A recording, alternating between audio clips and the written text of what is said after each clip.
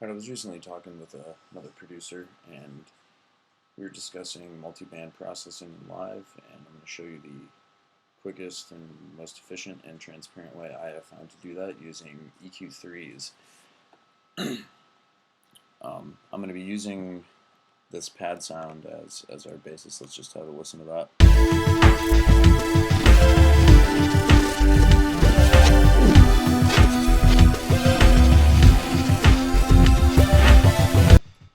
So as you can hear, it's pretty full, taking up a lot of the spectrum, and what I'm going to do is compress the low end, sidechain to the kick to give it that pumping sound and make room.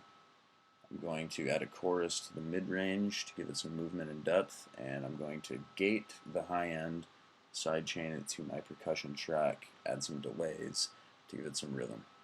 So the first thing you want to do is go over to your device browser, grab an EQ3, drag it on, Command G to group, expand that, and you're going to want to map these two crossovers to macro 1 and macro 2 respectively.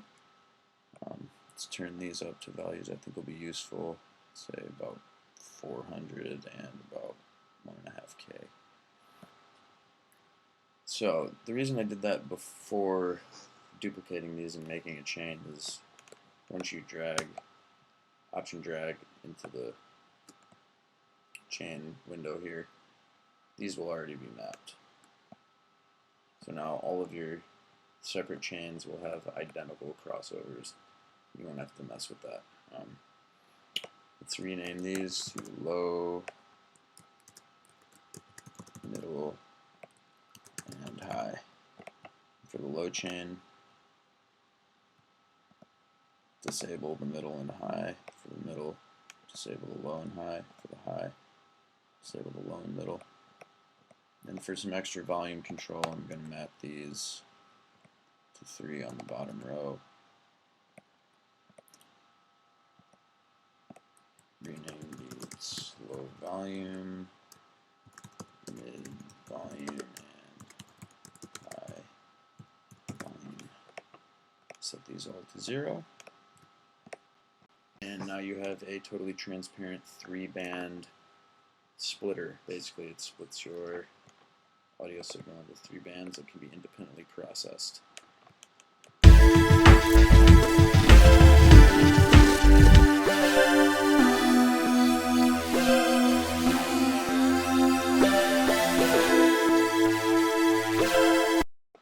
So all you can hear is when I turn it on and off, that little click. But while it's running, everything should sound identical. We have no processing, no volume adjustments, so it's all good to go. Okay, first thing, I'm going to drag a compressor onto the low chain. Open up the side chain panel, audio input, kick, solo that, dial in some settings. Bring that attack back to so there's no click. Sounds pretty smooth. Make it more dramatic. A little bit of a D.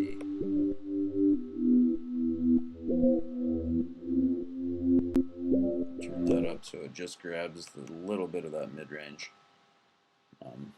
Alright, for the middle, let's go over here, grab a chorus, drag it right behind that EQ3.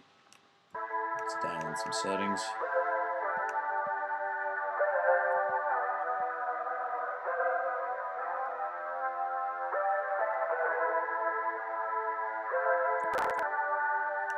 That sounds pretty good.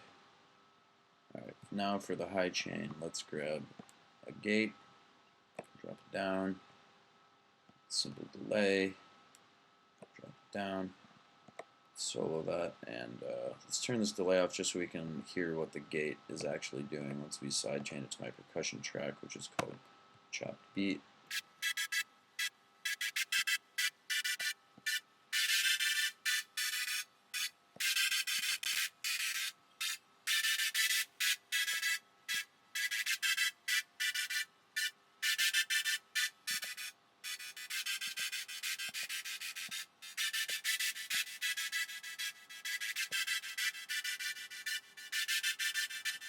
That sounds pretty good to me. Alright, let's hear how all three of them sound together.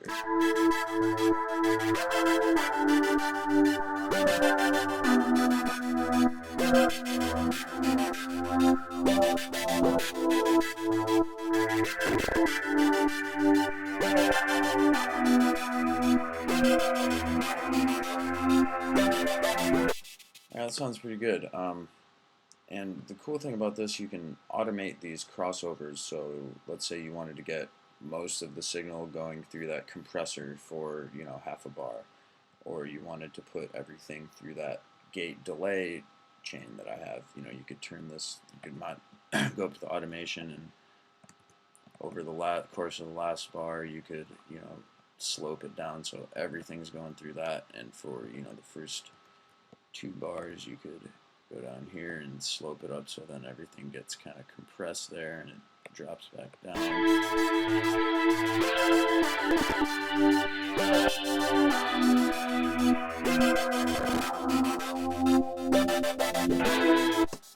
Do things like that. You can get really creative. It's really flexible, really simple, and as far as I can tell, the most efficient and transparent way to do it.